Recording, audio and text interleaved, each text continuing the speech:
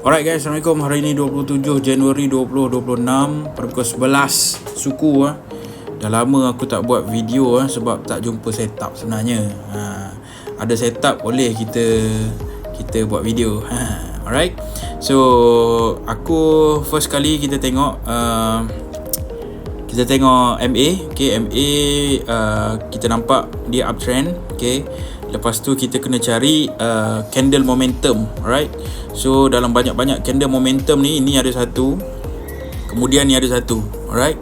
So kalau kita tengok yang ni berapa, 12 tick. Okay, yang ni 14 tick. So maksudnya candle bull lagi kuat lah. Alright.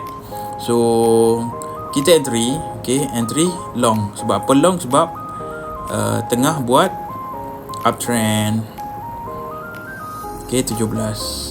So 34 tapi angka 34 ni agak besar agak besar 34 ni. So kalau siapa-siapa yang tak tahan nak hold sampai 34, boleh hold sampai 17 sahajalah. Alright, 1:1. Tapi since yang ni SOP, kita akan tunjukkan 1:2 lah. Alright. So entry dekat 4245, SL 4228, TP 4279. Alright. So kita nantikan hasilnya. A few moments later. Alright guys, jom kita tengok keputusan untuk entry yang hari ni Okay, saya baru buka. Oh, okay. Alright, so entry kita profit.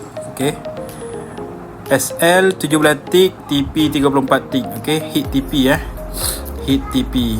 So 34 tick, 34 darab 25, 800 setengah. Alright. So alhamdulillah, kita tunggu setup seterusnya pula.